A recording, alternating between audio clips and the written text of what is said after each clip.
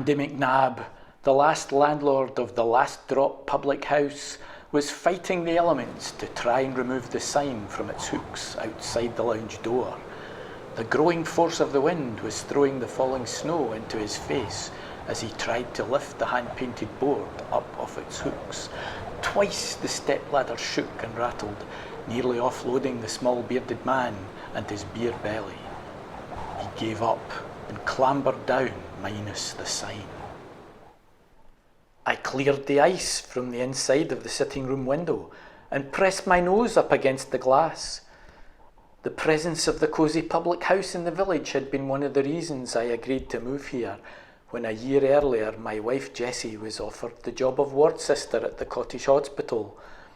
Now, with the closure of the local Dramorach distillery, the brewery decided there wouldn't be enough trade to keep the hostelry open. For the last 100 years, the Last Drop acted as a community centre for the small village, 3 miles from the nearest town of Blairmorven.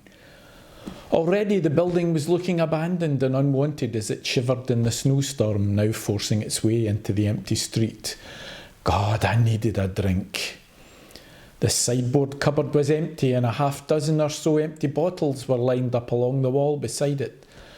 Last night, after the Last Drop called time for the very last time, a handful of neighbours came back to drown their sorrows. They drank us dry. At the back of the house, the kitchen door opened, the noise of its squeaky hinges familiar to my ear. I looked at the old-fashioned mantelpiece clock, one of the few items we'd inherited with the cottage. The minute hand jolted and settled on 7:25, and the timepiece stopped ticking. Jessie didn't get back from her night shift till the back of 8. She must have finished early due to the weather. I wound up the clock and lit a match under the coal in the grate and made my way through to the kitchen. It was empty, the door opening and closing in the wind. A chill permeated the room, and I opened the flap of the cast iron wood burner and threw on a couple of logs. Jessie hated to be called. A blast of warmth hit me in the face and I turned away. I saw it in my peripheral vision, a bottle sitting on the otherwise bare kitchen table. The label on the bottle boasted Dramorach Distillery's premium 12-year-old single malt. The label was damp and stoury. Somebody must have been storing it before deciding to make me a present of it. There was no message with the whisky. I began to twist off the cork and quickly pushed it back in again. Our old Land Rover was rattling up outside the gate. When my wife, still in her navy blue uniform, stepped into the kitchen, I was spooning tea leaves into the old brown teapot. 1, 2 spoonfuls and 1 for the pot. I was counting out loud as the wind slammed the door behind her. She thumped her big brown leather bag containing her knitting down on the table and picked up the whisky bottle. "I hope you're not intending to drink this, Callum McAllister." She stood with her hands on her slim hips. Following the morning ritual when she was on nights, I placed a cup and saucer and her teapot by her place at the top of the table. "Drink your tea while it's hot." She sat down, picked up the pot, her hand hovering over the cup. "You know I don't like you when you drink whisky." Turning my back to her, I popped a couple of slices of bread under the grill. "No toast for me this morning, Callum. What? We had 2 deaths in the ward during the night, both pneumonia. I'm going to take my tea away up to my bed." When I heard her foot on the squeaky first step, I turned to face the whisky bottle. She always said that my personality changed when I drank whisky, but that was rubbish. The truth was, she just didn't like me drinking my unemployment benefit, even though she enjoyed a couple of glasses of wine with her nursing pals on her days off. Sometimes more than a couple. It wouldn't be the first time the 3 of them fell through the front door, giggling after closing time. I took a crystal tumbler from the pine dresser and placed it by the bottle. I was desperate to open it, but again, after I'd unscrewed the cork, I changed my mind. It might be better to wait until tonight when Jessie was safely at work. The doorbell rang just as I was putting back the glass. Tam Murray, from 2 doors up, pushed his way past me into the hallway without being invited in. "Have you got a jar of coffee you could lend me?" he asked, as he sat his broad backside down at the kitchen table. "No, but I can make you a cup." He was picking up the bottle. "A wee dram would go down better." "It's a wee bit early and Jessie has just gone up the stairs to her bed." "If she's sleeping, she'll be none the wiser," he replied, undoing the cork and breathing in the peaty aroma that arose from the dark amber liquid. "I dinna ken, Tam." "Oh, come on, Callum. Dinna be mean, and I'm sure you could do with a hair of the dog after last night." Sighing, I took 2 tumblers from the dresser and placed them on the table. Tam sloshed a generous dram into each, and I sat down opposite him. "Sláinte," he said, raising his glass before drowning the entire contents in one.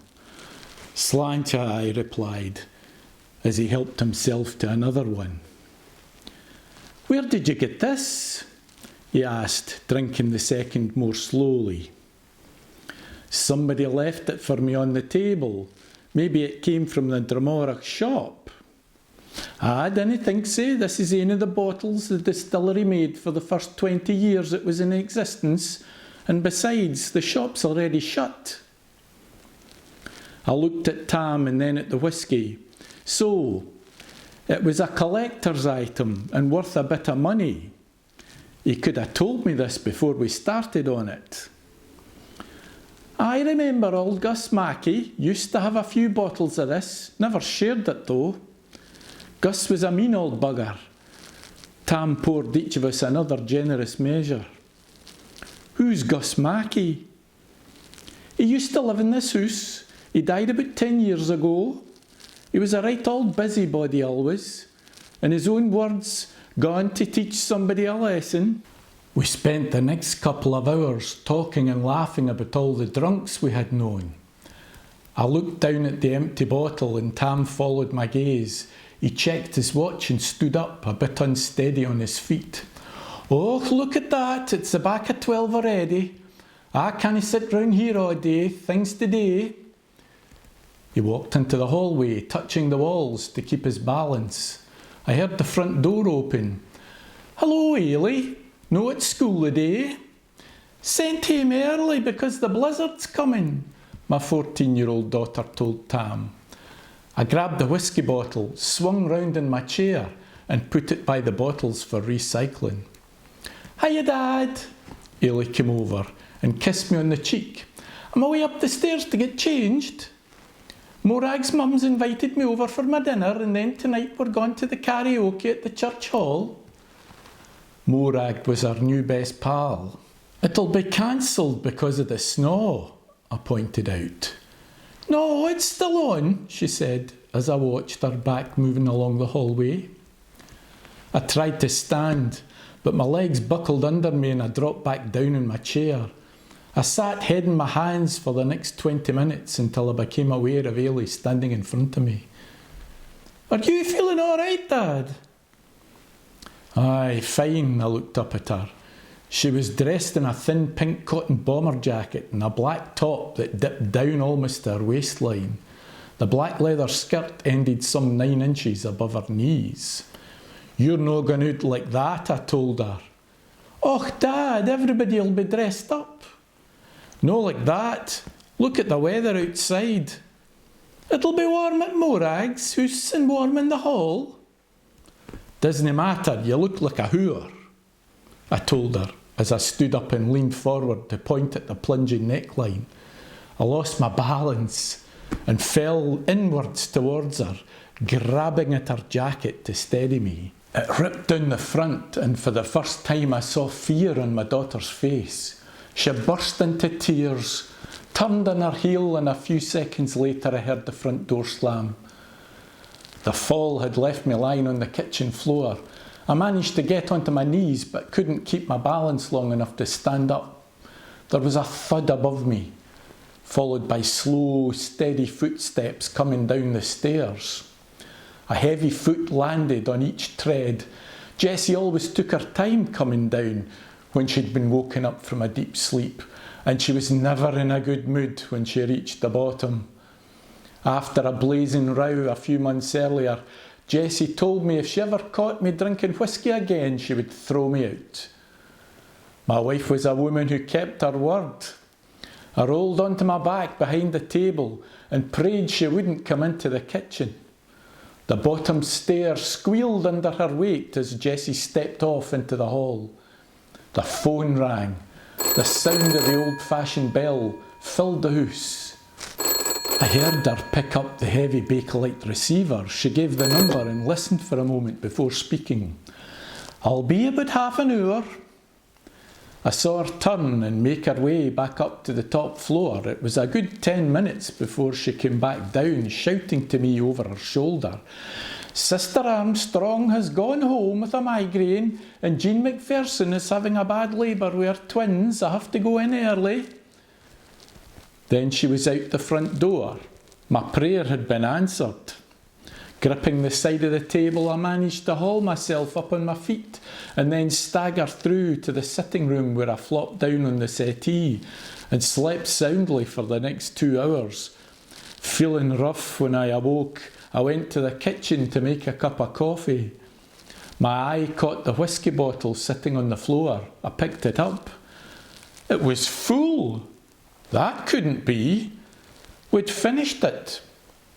Maybe Tam sneaked in and replaced it. I instantly dismissed that idea. Tam never replaced anything. A benefactor was keeping me supplied with good whisky. Maybe just a tiny wee dram would be better than coffee for putting me right. I carried the bottle and my glass back to the sitting room, poured 2 fingers and turned on the television. The 6 o'clock news was just finishing when I heard the front door open and Jimmy Sinclair, our next door neighbour, shouting into the kitchen, "Are you in, Callum?" Aye, in the sitting room. Jimmy was dressed for going skiing on Mount Everest. "Can I borrow your jump leads? This cold has flattened my battery. I'm out of whisky and I need to go into the off licence in Blairmorvan." It's a terrible thing, the last drop closing. Aye, it is that, I agreed.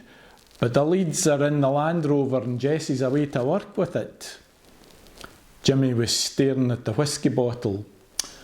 I sighed. "Away and get yourself a glass for the kitchen." We were halfway down the bottle when there was a knock at the front door. Tam stood on the doorstep rubbing his hands. "I was wondering if you might have a drop more whisky. I've a terrible drouth." I stood there pointing a finger at him. "See you," I said. "You're nothing but a scrounger." "Up yours," Tam flung back at me and stomped off down the path. It was gone midnight when Jimmy staggered out the front door. Once again the bottle was empty. 20 to 8, and hailstones were pounding at the window. I'd fallen asleep on the settee again. I'd half an hour to get cleaned up before Jessie walked through the door, and I could have done with a wee dram to sort me out. I stared at the empty bottle. Just as I was turning away, a few drops of amber liquid appeared in the bottom of the bottle, and then a few more. Mouth open, I sank back onto the settee and watched the bottle fill up before my very eyes. I couldn't believe what I was seeing. The whisky just kept flowing into the bottle. When it reached the neck, it stopped. 10 to 8. Time to get moving. When I came down the stairs, Jessie was already sitting at the kitchen table, writing something on a post-it note. I went over and put on the kettle. "Jean McPherson only just had her twins before I finished my shift," Jessie said. "2 girls." "Oh," I replied. I was more interested in the new whisky in the bottle. She stared at me over the top of her tortoise-shell glasses. "You look terrible. Did you no sleep?" "No, not very well," I lied. "The tea was made, and I took the pot and the cup over, placed them in front of her and sat down opposite." She pushed the note over the table to me. "That's this week's shopping. The forecast says the weather's going to get worse. The snowplough's cleared the main roads for now, so best pick it up before your appointment at the job centre this morning." I nodded. The list covered both sides of the post-it.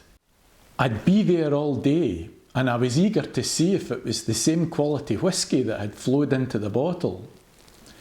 Jessie took her purse out of her bag and withdrew two £20 notes and a 10 before pushing them over the table. I quickly picked them up and stuffed them into my back pocket. "Remember, I want change." She stood up, lifting her full cup, and made her way to the hallway. "Another busy night. I'm away to my bed."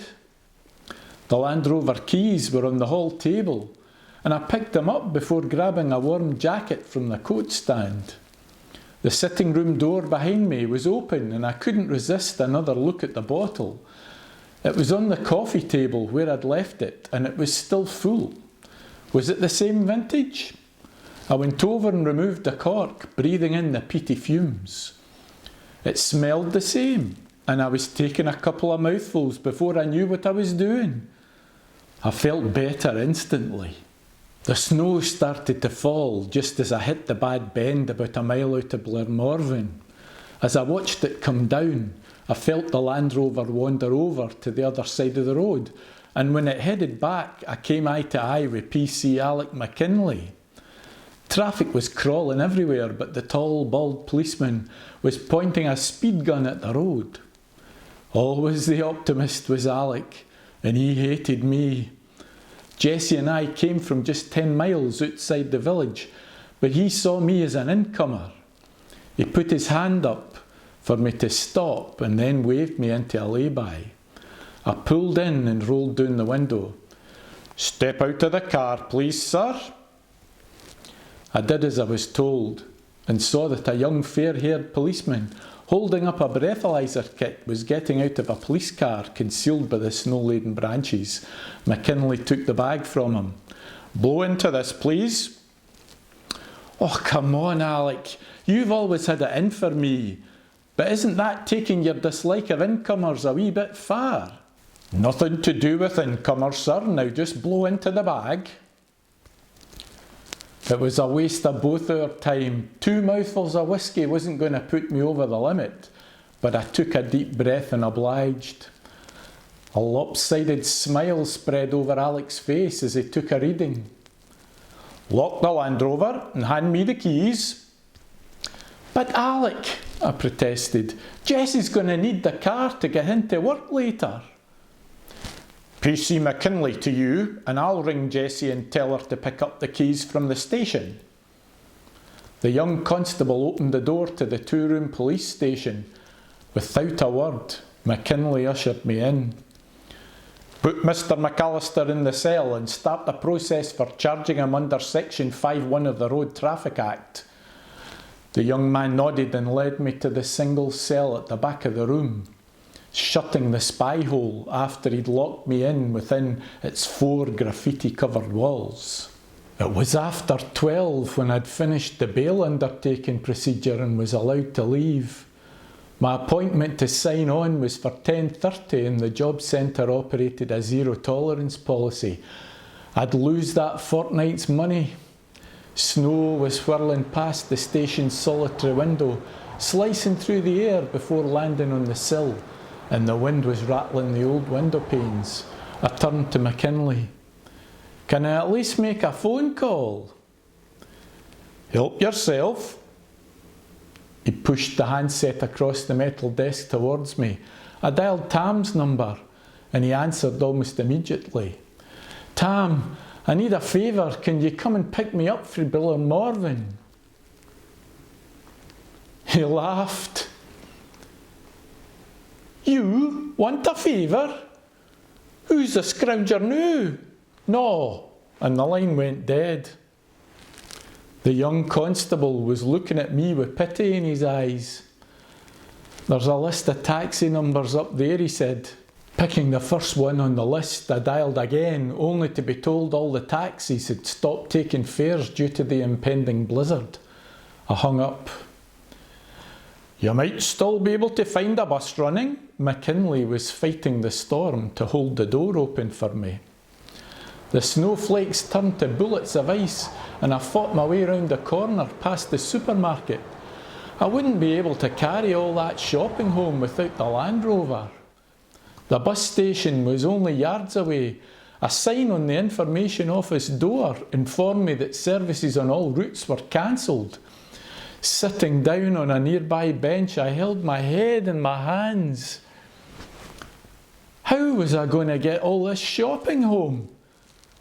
When I looked up, I saw the open doors of the Cross Keys public house.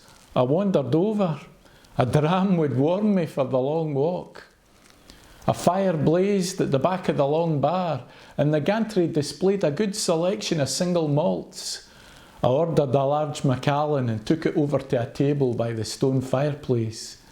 The orange flames rambling up the chimney soon returned the circulation to my hands, and a second large whisky rushed down to my feet. By 2:20, I was ready to begin my journey. It was slow going as I plodded through the deep snow, and half an hour later I'd only walked half a mile. A blue jeep pulled up alongside me. "Get in, Callum." Jack Monroe, a pal from the last drop, reached across and opened the passenger door for me. I sank into the soft seat and shivered in the warmth of the car's heater. "What took you out on such a dricht day?" He guided the big 4x4 back out onto the empty road. "I had to pick up shopping for Jessie in Blairmorven," I said, telling only part of the truth. The rest would be round the village soon enough. A puzzled look flashed across Jack's face as he looked over for the shopping and saw none. "And you, Jack?" He lit a cigarette and blew out the smoke before replying. "I went to the offie to stock up, but when I got there it was shut. They'd had a flood." "That's bad news for the town. It's the only offie for miles. Village is dry to now that the pub is shut. I don't suppose you've got a dram at home?" It would have been mean to deny him a dram after him stopping to pick me up. I glanced at my watch. There would just be time for a quick one before Jessie got up. "Aye, I've got a bottle of old Dramorach. You're welcome to a drop." The house was quiet when Jack and I made our way into the sitting room. The full bottle was sat on the coffee table where I'd left it. I fetched 2 glasses. We'd only just started on the first dram when Jessie, in jeans and jumper, appeared in the doorway like an apparition. "Where's the shopping, Cal?" I couldn't get it. "Money then?" She held out her hand. I emptied out what was in my pocket. It came to £27.45. She looked at the cash. A storm gathered around her eyebrows. "I gave you £50. What happened to the rest?" Jack stood up and drained his glass. "I'd best get off before the blizzard comes." "Aye, you do that, Jack." Jessie moved into the room to let her guest past. "I'm waiting." She was standing in front of the coffee table looking down at me. "It was snowing so hard I had to take shelter in the Cross Keys."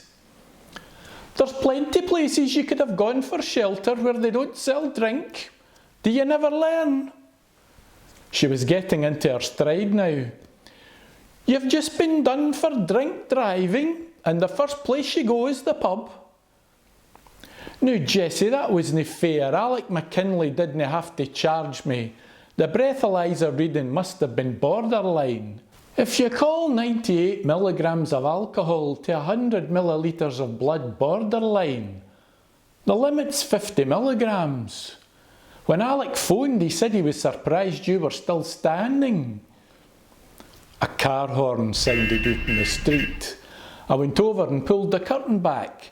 McKinley was sitting in his police car with the engine running. When I turned round, Jessie was gone. The front door opened and slammed. A split second later, I heard the back door's squeaky hinges as it opened. It had to be Ailey. I headed for the kitchen. My daughter hadn't come near me since I ripped her jacket. The kitchen was empty and the back door was swinging on its hinges. Back in the sitting room, I sat down and reached for the whisky bottle to top up my glass. Before I could grab it, I watched as the level of liquid dropped quickly. And then it drained out of the bottle completely. The back door slammed. There was no alcohol left in the house or the village, and by 7 o'clock that evening, I had a hangover.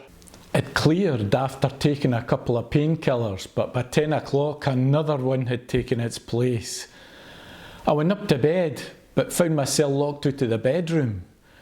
Jessie brought the Land Rover back, and then went up the stairs. The headache wore off as I lay awake on the settee. The following morning, I could hardly lift my head off the cushion. It was the worst hangover yet. And it made me wonder if I was going to have a hangover for every time I drank the contents of the whisky bottle. It was Jessie's day off, and she sat at the kitchen table sipping a cup of tea and reading a magazine. She took her glasses off and looked up as I walked towards her. "I don't suppose you signed on yesterday either?" She was ready to do battle. "No, now get a rest, I've got a bad headache." "I'm not surprised. What are you going to do for money for the next fortnight?" "I thought maybe you'd lend me something to tide me over." She laughed. "Fat chance. Bramblebush Farm is looking to hire help with the lambing." "You're joking. In this weather? And besides, I'm no a shepherd, I'm a doctor. A GP that got kicked out the practice because he couldn't keep out the pub." My hand took on a life of its own, clenched itself into a fist and smacked into Jessie's nose. I felt the bone crack under my fingers. Blood poured from her nostrils. She grabbed a tea towel from the table and held it up to her nose to stem the bleeding. "Last time you'll do that, Cal." She shot out of the room and up the stairs. 20 minutes later, she was back and dropped my black sports holdall at my feet. "Get out and dinna come back." "You can't throw me out."